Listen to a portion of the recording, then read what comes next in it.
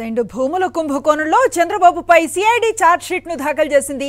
4400 కోట్ల అసైన్డ్ భూముల కుంభకోణం జరిగినట్లుగా సిఐడి నిర్ధారించింది. అసైన్డ్ భూముల స్కామ్ లో ప్రధాన ముద్దాయిగా చంద్రబాబును పేర్కొంది. చంద్రబాబుతో పాటు మాజీ మంత్రి నారాయణను ముద్దాయిగా ఛార్జ్ షీట్ ను నమోదు చేశారు. 1100 ఎకరాల అసైన్డ్ భూముల కుంభకోణం జరిగినట్లుగా సిఐడి పేర్కొంది. ఇందుకు సంబంధించిన మరింత సమాచారం మా కరెస్పాండెంట్ సతీష్ అందిస్తారు. సతీష్, అనుశ్రీ, అసైన్డ్ భూముల కుంభకోణానికి సంబంధించి చంద్రబాబు ప్రధాన ముద్దాయిగా సిఐడి దర్యాప్తు చేస్తున్నటువంటి సిఐడి ఈరోజు ఛార్జ్షీట్ దాఖలు చేసింది. ఏసీబీ కోర్టులో ఈ ఛార్జ్షీట్ని దాఖలు చేసింది. చంద్రబాబుతో పాటుగా మాజీ మంత్రి నారాయణ ఈ కేసులో ప్రధాన ముద్దాయి. ఆ తర్వాత వీరితో పాటు అప్పటి మాజీ తుళ్ళూరు తహసీల్దారు సుధీర్ బాబు, అదేవిధంగా కీలకంగా వ్యవహరించినటువంటి రామకృష్ణ హౌసింగ్ లిమిటెడ్కి సంబంధించినటువంటి ఎండి అంజనీ కుమార్లు ముద్దాయిలుగా ఈ ఛార్జ్షీటు దాఖలు చేసింది. చంద్రబాబు ప్రభుత్వ హయాంలో అమరావతి రాజధాని పేరుతో క్యాపిటల్ సిటీ మాస్టర్ ప్లాన్ రూపొందించేటువంటి సమయంలో పెద్ద ఎత్తున దళితులు, గిరిజనులు, వెనుకబడిన వర్గాలు, ఎస్సీ, ఎస్టీ, బీసీ వర్గాలకు సంబంధించినటువంటి అసైన్డ్ భూముల్ని చంద్రబాబు, ఆయన బినామీలు, మాజీ మంత్రి నారాయణ, ఆయన బంధువులు, కుటుంబ సభ్యులు, ఇతర తెలుగుదేశం పార్టీ నాయకులు ఈ అసైన్డ్ భూముల్ని కొల్లగొట్టారు. చట్టాలను అతిక్రమించి చట్ట విరుద్ధంగా దళితుల దగ్గర నుండి, గిరిజనుల దగ్గర నుండి, బలహీన వర్గాల దగ్గర నుండి తక్కువ ధరకి భూములు లాక్కొని పెద్ద ఎత్తున అవినీతికి పాల్పడ్డారన్నది సిఐడి దర్యాప్తులో తేలింది. అదే అంశాలన్నింటినీ కూడా ఈ ఛార్జ్షీట్లో పేర్కొంది. సుమారుగా 1100 ఎకరాల అసైన్డ్ భూములకు సంబంధించినటువంటి ఆ రికార్డులను తారుమారు చేసి, అదేవిధంగా ఎస్ఐన్డీలు ఎవరైతే ఉన్నారో దళితులు, గిరిజనులు, బీసీలు, వాళ్ళ దగ్గర నుండి వారికి తప్పుడు సమాచారం ఇచ్చి ఇక్కడ మీ భూములు ఎటువంటి కాంపన్సేషన్ లేకుండా లాక్కుంటామని చెప్పి వాళ్ళ దగ్గర నుండి భూములు లాక్కొని వాళ్ళ దగ్గర నుండి భూములు తీసుకున్న దాదాపుగా దీని వాల్యూ 4400 కోట్ల రూపాయలు విలువైనటువంటి భూముల్ని ఇక్కడ కొల్లగొట్టారు. ఈ స్కామ్కి సంబంధించి చాలా స్పష్టంగా ఆధారాలతో సహా విచారణ జరిపింది సిఐడి. ఆ ఆధారాలన్నింటినీ కూడా న్యాయస్థానం ముందు ఉంచింది.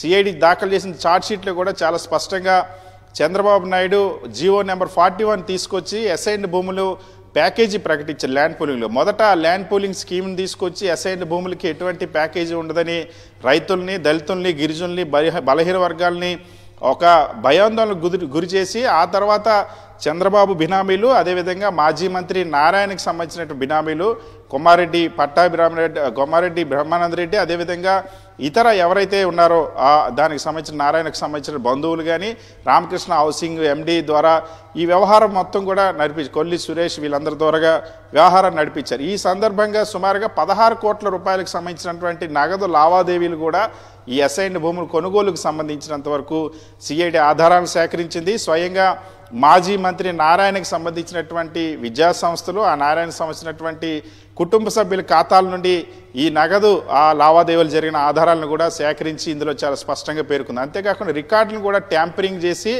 ఎవరైతే తుళ్ళూరు రెవెన్యూ రికార్డ్స్ అన్నింటినీ కూడా ట్యాంపరింగ్ చేసి సుమారుగా 945 ఎకరాలకు సంబంధించినంత వరకు ల్యాండ్ పూలింగ్ స్కీమ్లో వాళ్ళకి బెనిఫిట్ అయ్యేలాగా కూడా వ్యవహరించినటువంటి పరిస్థితి. సో ఈ ఆధారాలన్నిటి సేకరించి అమరావతి పేరుతో జరిగినటువంటి అనేక కుంభకోణాల్లో అసైన్ ల్యాండ్ కుంభకోణం కూడా చాలా కీలకమైంది.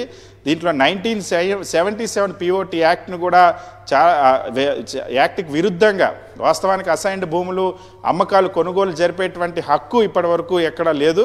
సో దాన్ని కూడా ఉల్లంఘించి పెద్ద ఎత్తున అవినీతికి పాల్పడ్డారు. ఈ నేపథ్యంలోనే ఈ కేసుకు సంబంధించి ఎవరైతే భూములు కొనుగోలు చేశారో అప్పట్లో మాజీ మంత్రి నారాయణ తరపున ఆ కొమ్మారెడ్డి, బ్రహ్మానంద రెడ్డి కూడా దీనికి సంబంధించి చాలా స్పష్టంగా అప్రూవర్గా కూడా మారినటువంటి పరిస్థితి. సో ఈ నేపథ్యంలో ఈ కేసు దర్యాప్తును సమగ్రంగా చేసినటువంటి సిఐడి చంద్రబాబు, నారాయణ ప్రధాన ముద్దాయిలుగా ఈ కేసుకు సంబంధించి ఛార్జ్షీట్ని దాఖలు చేశారు.